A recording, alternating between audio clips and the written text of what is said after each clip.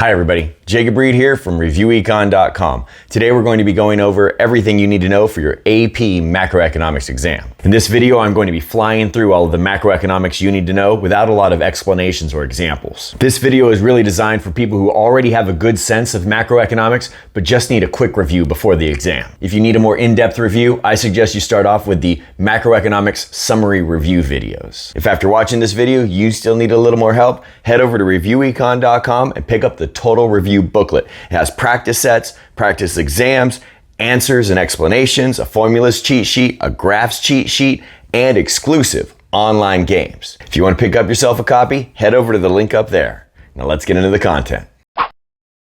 First up, we've got Unit 1, Basic Economic Concepts. If you already watched the Microeconomics Review video, you can go ahead and skip to Unit 2 because this part is all repeat. First up, we've got Unit 1, Basic Concepts. Number one concept is scarcity. Scarcity is the inability of limited resources to satisfy our wants. If there's less of an item than is wanted of that item, the item is scarce. It will have a positive price and you have to give up something to get it. The reason why goods and services are scarce is because factors of production are scarce. Factors of production are land, labor, capital, and entrepreneurship. We have two different types of economic systems that you need to know on the AP microeconomics exam. The first one is market-based economies. Those emphasize private property rights and they use prices to distribute scarce resources and goods and services. The other type of economy is a command economy. In command economies, government bureaucrats allocate the resources and the goods and services. That means that the economy is run by central planners. Basic concept in economics is that every choice has a cost. We call that cost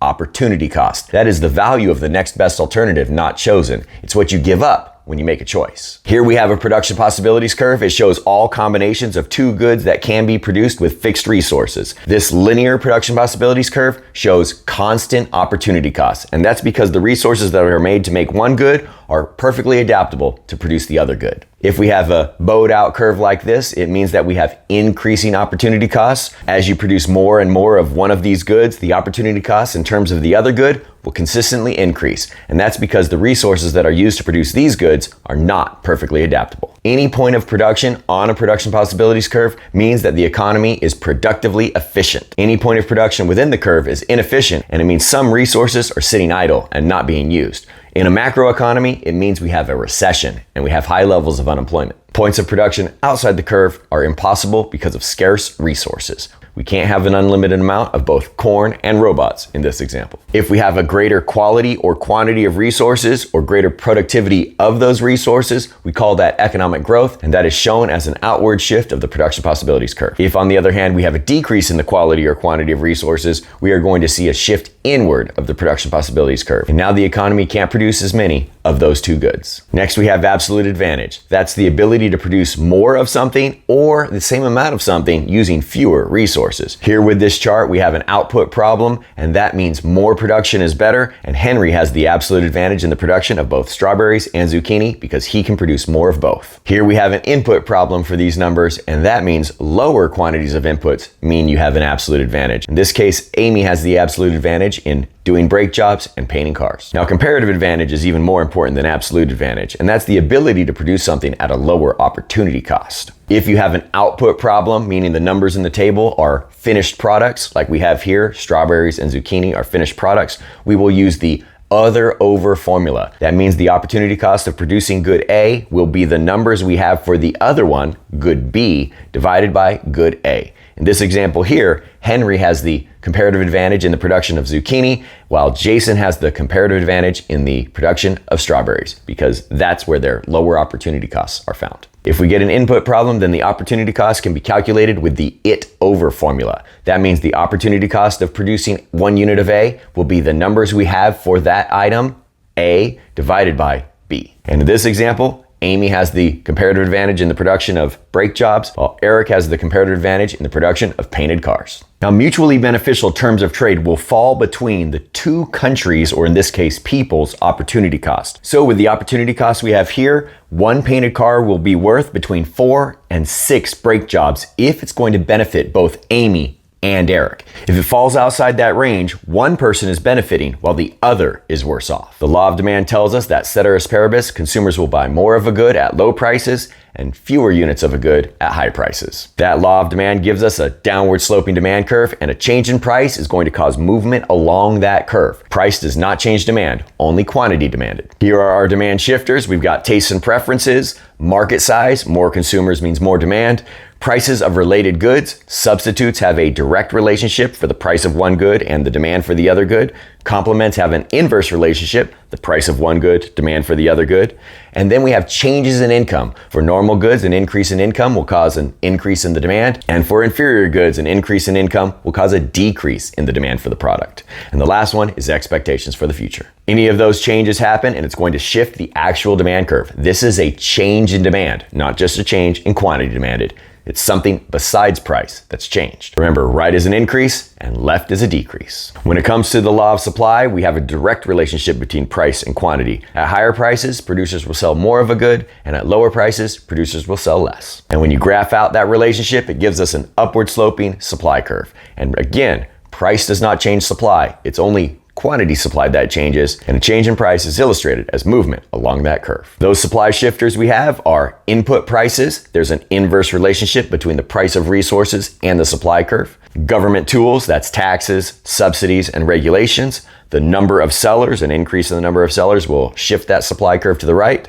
Technology will increase supply, and the prices of other goods that these producers can produce. And then, of course, producer expectations is our last one. If any of those things change, it's going to shift our supply curve to the right if it's an increase, or to the left if it's a decrease. Now, if we graph supply and demand together, where the two curves intersect, that is the price where the quantity demanded equals the quantity supplied. That is equilibrium. It's the price that clears the market. And markets are going to seek that equilibrium. If price is above equilibrium, we have a surplus, meaning the quantity supplied is greater than the quantity demanded, and prices will fall towards equilibrium.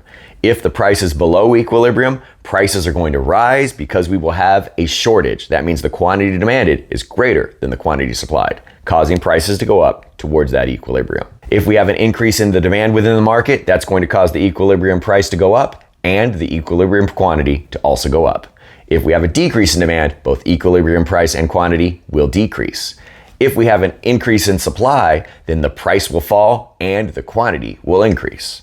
And with a decrease in supply, price is going to increase and quantity is going to decrease. If you get a double shift, graph it out and see which of the axes conflict. If we have a decrease in supply with an increase in the demand, that equilibrium quantity is going to be indeterminate because one shift will increase it and the other one will decrease it. And it will depend on how big the shifts are as to whether or not the quantity is increasing or decreasing in the end. But the price here, both shifts are going to increase the price, and that means the price is definitely going to increase. Here's another example with the supply curve increasing and the demand curve also increasing. Now it's that price axis that's indeterminate because one shift increases it while the other decreases it, but both are going to increase the quantity, so the quantity is determined as an increase.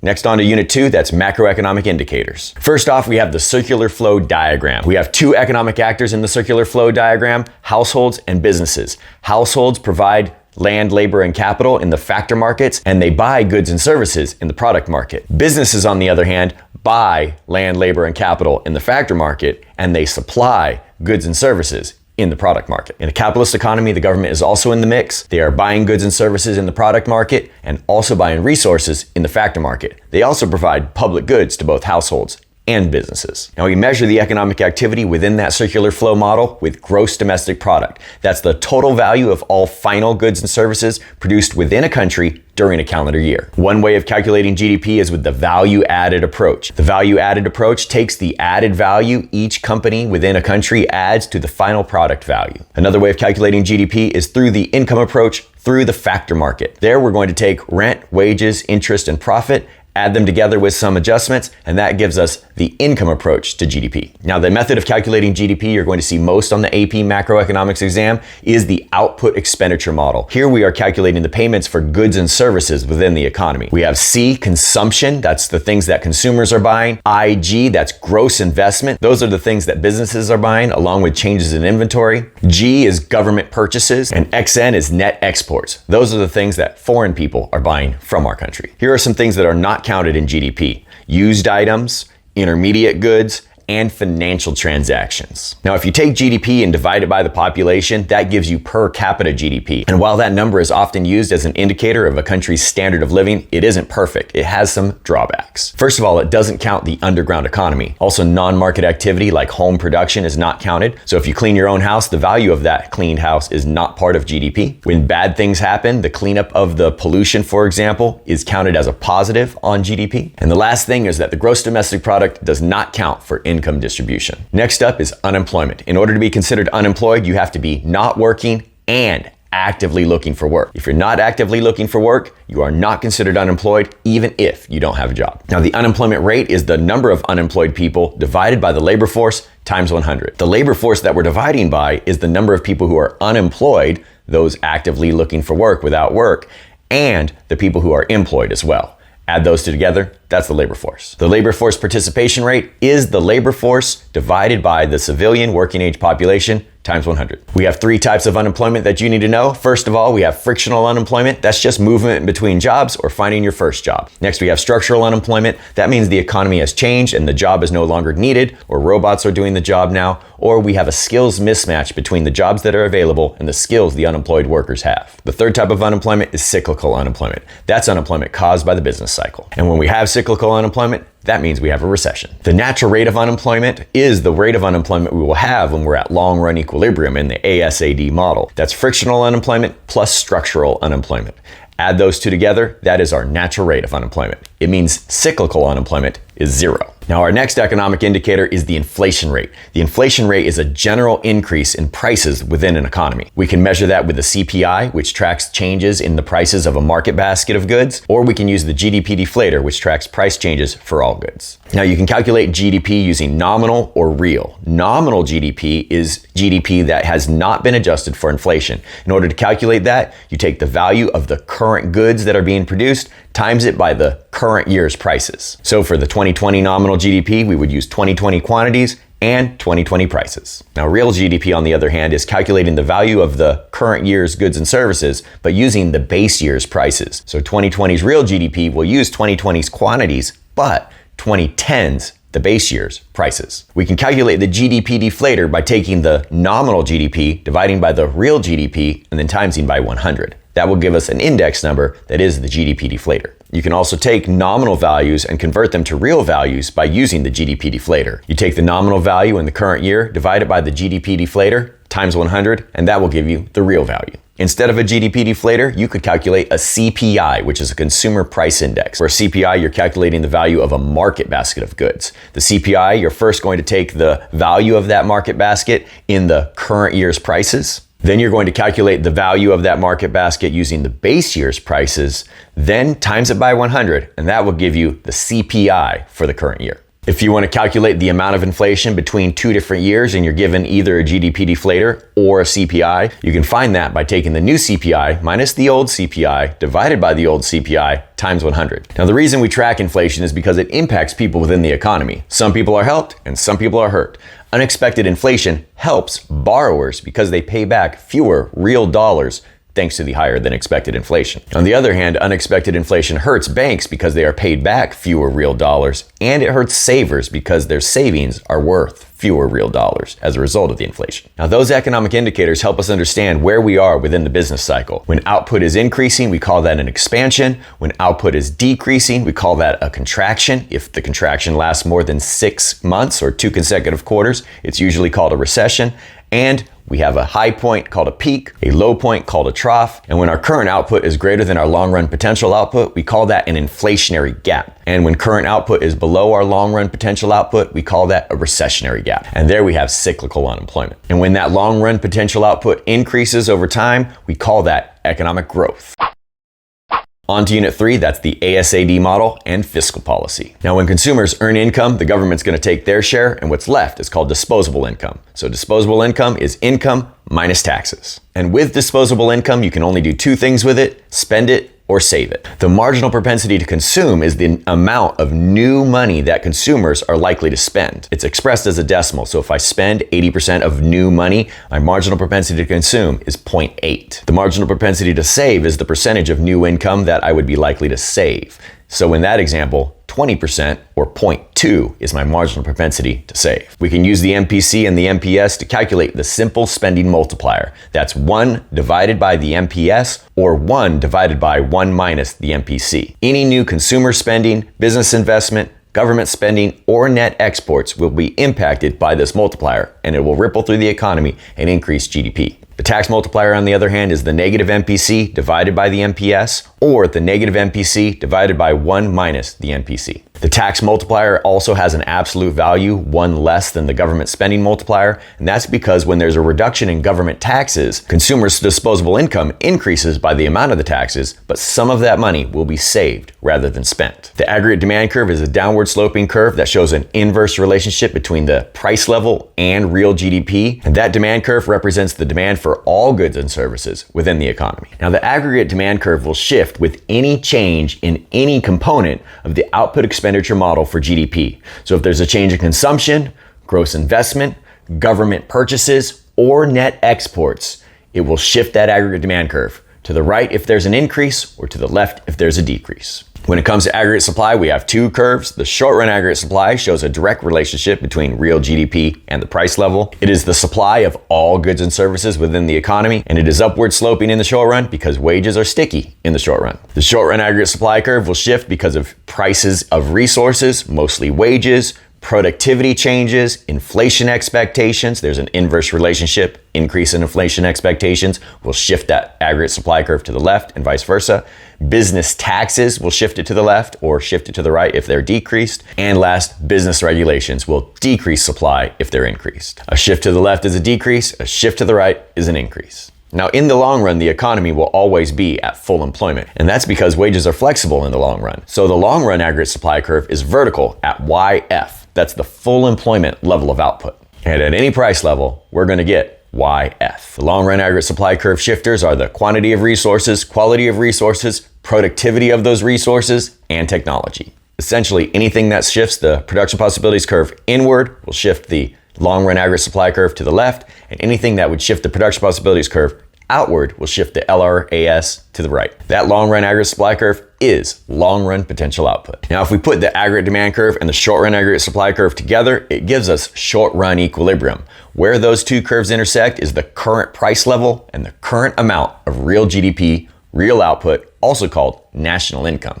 If we add in the long run aggregate supply curve, we can see where we are in relationship to our long run potential. Here we have an inflationary gap because the current level of output is greater than the long run potential output. That means unemployment is low and we're likely to see higher rates of inflation. If the current level of output is less than the full employment output, then that is a recessionary gap. That means national income is lower than the long run potential output, and that means the rate of unemployment is higher than the natural rate. And when all three curves line up like we have here, that means we are at long run equilibrium. The current level of output equals the long run potential output. And now the actual unemployment rate matches the natural rate. If we have a positive demand shock to the economy, the price level is going to increase and real output is also going to increase. We call that demand pull inflation. If we have a negative demand shock to the economy, the price level is going to fall and real output is going to fall. That means national income is lower and unemployment has increased. Employment has decreased. If we have a positive supply shock, that is a rightward shift of the supply curve that causes price levels to fall,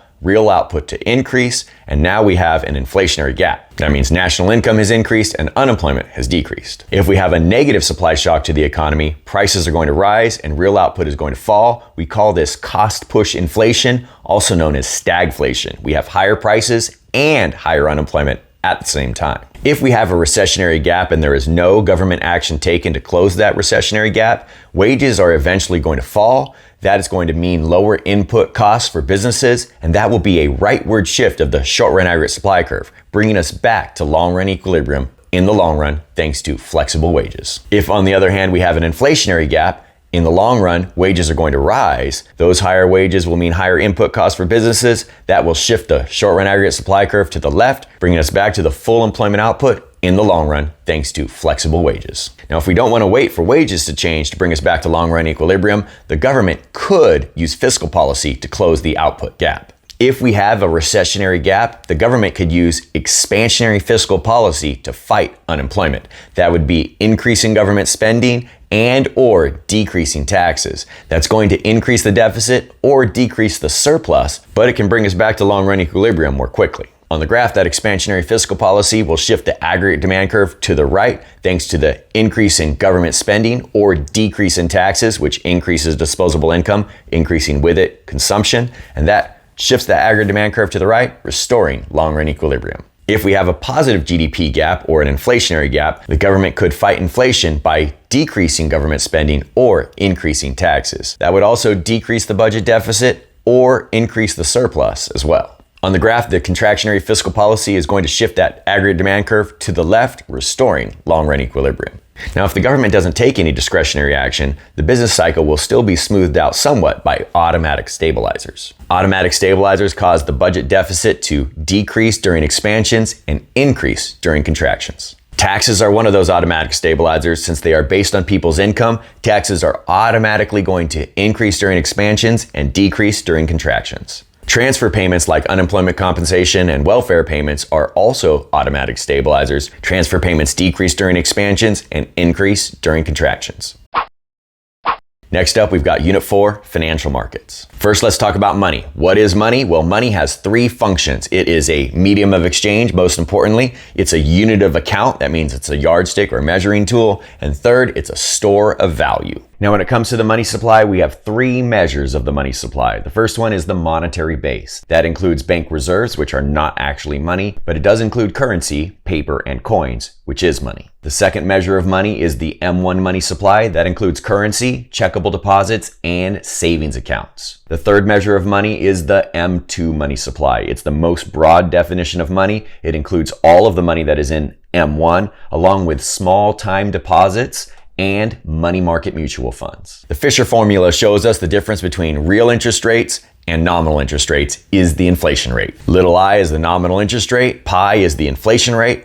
Take nominal interest rate minus the inflation rate, and that will approximately give you little r, the real interest rate. This formula can also be used to calculate the difference between nominal rates of change and real rates of change, being the inflation rate as well. And you can use algebra to rearrange this formula to get whichever variable you're missing. Bank balance sheets have two sides, assets and liabilities. Now on the liability side, those are the things that the bank owes. We have demand deposits. That's often called checkable deposits. That's checkbook money or checking accounts. We also have savings deposits and other liabilities. Now, of these three liabilities, only demand deposits have a reserve requirement set by the Federal Reserve. Over on the asset side, we have total reserves. That's all of the money the bank has. That money can be divided into two categories. Required reserves, that's the percentage of checkable deposits set by the Federal Reserve that the bank cannot loan out. And what's left is excess reserves. That's the money the bank can loan out. Next, we have loans. That's the money the bank has already given out to consumers, and the bank has a promise to pay in their possession that is worth the value of the loan. And then we have other assets the bank has, and that can include the building or bonds or securities of other sorts. Now, assets are always going to equal liabilities. These two sides will always balance out. The things the bank owns will equal the things the bank owes. Now, the money multiplier tells us how many dollars worth of new loans, deposits, and money can be created from excess reserves.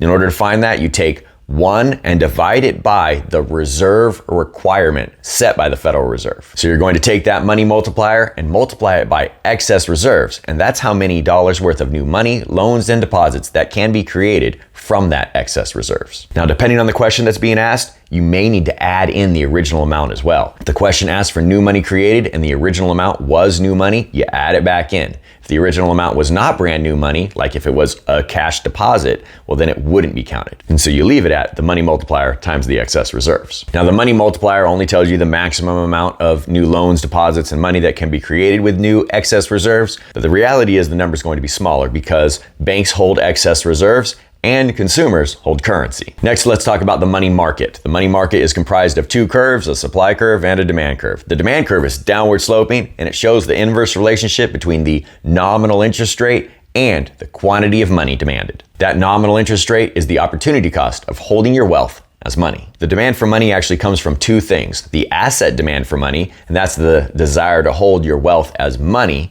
and the transaction demand for money, which is all of the transactions of gross domestic product, C plus I plus G plus XN, and the price level. If there's an increase in the demand for money, it shifts to the right, and it shifts to the left if there's a decrease. The money supply curve is determined by the central bank in an economy that has scarce reserves, as well as the lending within the banking system. If there's an increase in the money supply, we're going to see a rightward shift, and if there's a decrease in the money supply, we will see a leftward shift. When we put the money supply and money demand curve on the same graph, where the two curves intersect, we see the nominal interest rate, abbreviated as I(e). And an increase in the money supply will decrease that nominal interest rate. We could also shift that demand curve, and if we shift it to the right, that will give us a higher nominal interest rate. Now, when it comes to monetary policy, we have two systems: the scarce reserve system and the ample reserve system. The United States uses ample reserves today, but you still need to know scarce reserves on the AP exam. Countries that have a scarce reserve system, their central banks will use open market operations, that's buying bonds when they're trying to increase the money supply, or sell bonds when they're trying to decrease the money supply. They can also change the discount rate. That's the interest rate that banks are charged by the central bank. They can increase it to decrease the money supply and decrease it to increase the money supply. And the third tool they can use is the reserve requirement. That's the percentage of checkable deposits that cannot be loaned out by banks. They can increase the reserve requirement to decrease the money supply and decrease the reserve requirement to increase the money supply. And central banks with scarce reserves use those tools to target their policy rate. Expansionary monetary policy is used to fight unemployment, and when there are scarce reserves, that will mean buying bonds, lowering the discount rate, or lowering the reserve requirement. That's going to shift our money supply curve to the right, decreasing the nominal interest rate. If the central bank with scarce reserves is trying to fight inflation, on the other hand, they are going to use contractionary monetary policy. That means selling bonds, raising the discount rate, or raising the reserve requirement. That will decrease the supply of money in the money market, and that will increase the nominal interest rate. Now, in the United States, we have an ample reserve system. That means that the Federal Reserve does not use the money market to target the federal funds rate, which is what the policy rate is called in the United States. In the United States, they use the reserves market graph. We have a demand for reserves with an upper end that is flat at the discount rate. We have a downward sloping demand curve as well. And at the lower end, we have another flat portion that moves with interest on reserves. Interest on reserves is the interest that banks are paid by the Federal Reserve on their reserves. And when we add that supply of reserves market, we get our equilibrium policy rate where the two curves cross. As long as that supply curve is intersecting the demand curve in that lower end where it's flat, then we have ample reserves. If that supply curve was intersecting the downward sloping portion of the demand curve, that would be scarce reserves. Ample reserves has two main policy tools. The first one is open market operations. Under ample reserves, though, that isn't used to target the policy rate. It is used to maintain the ample reserves. When the Federal Reserve buys bonds on the open market, it shifts the supply of reserves to the right, keeping us in that lower end of the demand curve. Central banks with ample reserves also have administered rates they can change. The discount rate moves the upper end of that demand curve, and most importantly, the interest on reserves rate moves the lower end of that demand curve. And that is the key policy tool for ample reserves, because it's the shift of that lower end of the demand curve up or down that actually changes the policy rate. So it doesn't matter if we have ample reserves or scarce reserves. Either way, central banks are going to use expansionary monetary policy to fight unemployment. Here we have a recessionary gap, which means we will have high levels of unemployment. In order to restore long-run equilibrium, the central bank is going to take action. If we have scarce reserves, expansionary policy means buying bonds, lowering the discount rate, or lowering the reserve requirement. That will lower interest, and with that, we will have more gross investment. If the economy has ample reserves, they will decrease the interest on reserves rate, or they can decrease administered rates, which will move both the upper and lower portion of the demand curve. Either way, we see a lower policy rate, which increases gross investment. And when we see that increase in gross investment, that's going to shift our aggregate demand curve to the right, closing that recessionary gap. If, on the other hand, we have an inflationary gap, that means the central bank is going to use contractionary monetary policy to close that gap. If there's a scarce reserve system, that means the central bank will sell bonds, raise the discount rate, or raise the reserve requirement, which will shift that money supply curve to the left, meaning higher interest and lower gross investment. If the economy has an ample reserves banking system, then they will increase the interest on reserves rate, which increases the policy rate, or they could also increase the administered rates, which is both the discount rate and interest on reserves, which would move both the upper and lower portion of that demand curve.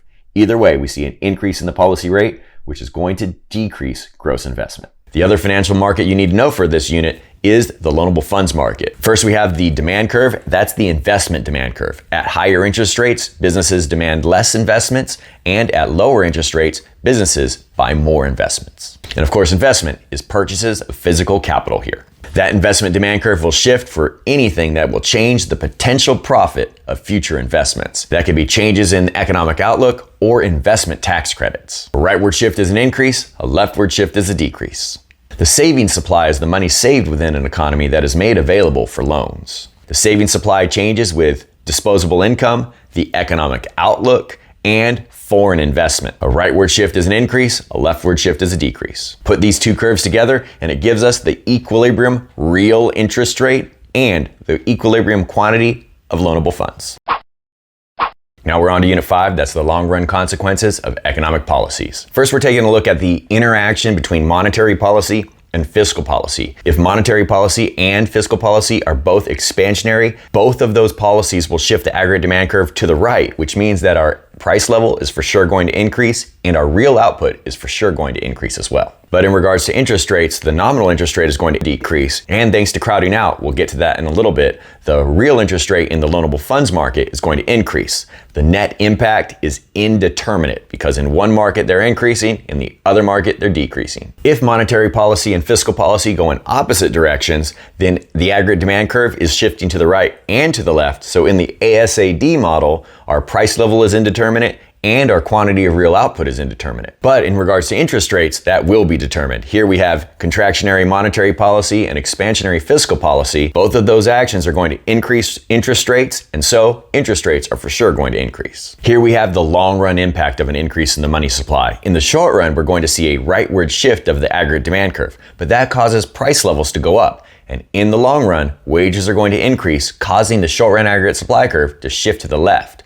In the long run, real output is unchanged and the price level is higher. Here we have the monetary equation of exchange. M is the money supply, V is the velocity of money, P is the price level, and Y is real output. Both M times V and P times Y equal nominal GDP. You can use algebra with this formula to solve for whatever variable is missing. Next, let's talk about the budget deficit and the national debt. The national debt is the accumulation of all previous deficits and surpluses added together. A budget deficit occurs when taxes are less than government spending. A budget surplus occurs when taxes are greater than government spending. When there is an increase in the budget deficit, interest rates are going to increase. That means there's a decrease in gross investment. That leads to less capital formation, and that decreases economic growth. We call that crowding out. If we have a budget surplus, that would decrease interest rates, which would increase gross investment, causing more capital formation, and with that, we would have greater amounts of economic growth. And we can see that change of interest rates in the loanable funds market. When it comes to the loanable funds market, you can shift either curve. You can either increase the demand for loanable funds because the government is demanding loans alongside other businesses, which drives up the interest rate, or some textbooks will look at it another way and decrease the supply of loanable funds. Essentially, the government has taken money out of the loanable funds market because they are deficit spending. And as a result, there's less loanable funds supplied in the private markets. Either shift is fine, use the one your teacher prefers best. Now, the opposite occurs when there's a decrease in the budget deficit. That will decrease the demand for loanable funds or increase the supply of loanable funds, but whichever curve you shift, that real interest rate is going to decrease. Next, let's talk about economic growth.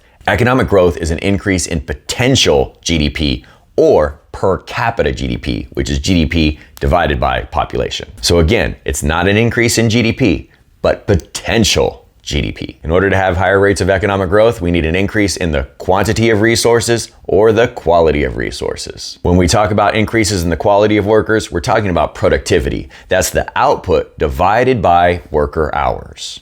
You can see increases in productivity through specialization, capital per worker, human capital, which is the skills and knowledge of workers, or increases in technology. Investment Gross investment, which is physical capital, is one of the key components because that changes the capital per worker, along with education programs that change human capital. On the graphs, we see economic growth as a rightward shift of the long-run aggregate supply curve or a shift outward of the production possibilities curve. The government can use economic policies like government-funded research and development, investment tax credits, jobs trainings programs, or other supply-side policies like reducing government regulations or corporate tax cuts. Those are some of the policies that can shift that long-run aggregate supply curve to the right more quickly. Now, the Phillips curve shows us the relationship between the unemployment rate and the inflation rate. In the short run, the relationship is inverse. When unemployment is high, inflation is low, and vice versa. That gives us that short-run Phillips curve. But in the long run, there is no relationship between the inflation rate and the unemployment rate. In the long run, we get the natural rate of unemployment, and that is the long-run Phillips curve that lines up with the natural rate of unemployment. If we have an inflationary gap, then we're up high on that Phillips curve. If we have a recessionary gap, we're down low on that Phillips curve. Changes within the Phillips curve model are mirrored by changes in the aggregate supply, aggregate demand model. If we have a shift of aggregate demand, that will be shown as an opposite direction shift as movement up or down the short-run Phillips curve in the Phillips curve model. If we have a shift of the short-run aggregate supply curve, that will be shown as an opposite direction shift of the short-run Phillips curve. A rightward shift of the short-run aggregate supply curve will be a leftward shift of the Phillips curve, and vice versa. Now, that long-run Phillips curve is going to move with changes in the natural rate of unemployment, which can change with changes in the frictional rate or the structural rate.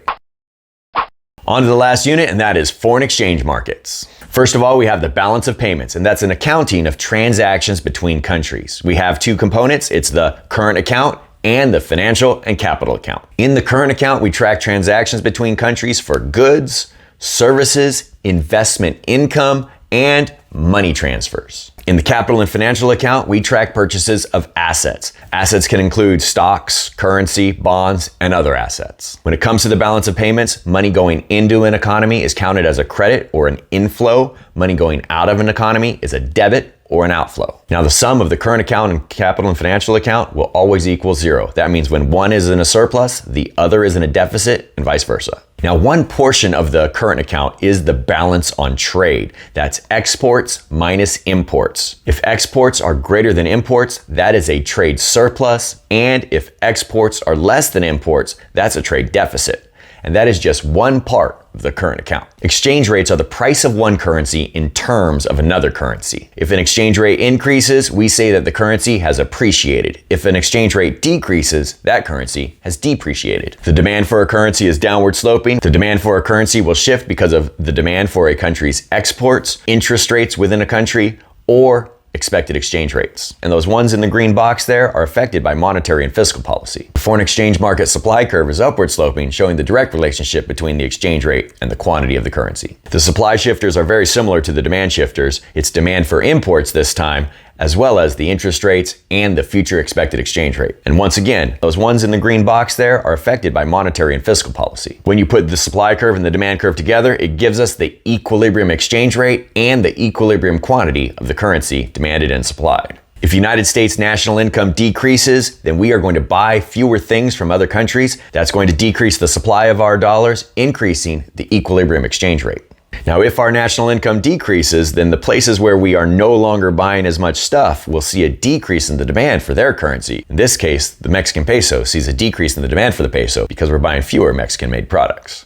Now, if our price level decreases, we're going to see a double shift. Foreign-made goods are now cheaper, so we're going to import more and export less. That's going to be an increase in the supply of our dollars as we buy more foreign-made goods, and we're going to see a decrease in the demand for our dollars as foreigners buy less of our stuff. If you get a question like this, usually you can shift either curve or shift the one that is asked for. So far, they haven't required you to shift both. If the United States sees an increase in interest rates, that's also going to be a double shift. So for other countries like Mexico in this market, Mexican investors are going to withdraw their money from Mexican banks and put their money in US banks. That's going to increase the supply of Mexican pesos in their international markets, and the low interest rate means that foreign investors will be less likely to put their money in Mexican banks, and that will decrease the demand for Mexican pesos. Both of those shifts will cause the depreciation of the Mexican peso. Now, exchange rates impact net exports. If a currency appreciates, that means imports are going to be cheaper and exports are going to be more expensive for foreign people. That's going to mean exports decrease, imports increase. That decreases our net exports and shifts our aggregate demand curve to the left. If a currency depreciates, on the other hand, that means imports are going to be more expensive, exports are going to be relatively cheaper for foreign people, and that means exports are going to increase, imports are going to decrease, net exports will increase as a result, and that will shift our aggregate demand curve to the right. Whoa, there you have it. That is the bulk of what we can expect to show up on this year's AP Macroeconomics exam. If you got it all, you are on your way to getting a 5 on that exam. If you still need a little more help, head over to reviewecon.com, where there's lots of games and activities to help you practice the skills you need to ace that macroeconomics exam. That's all for now. I'll see y'all next time.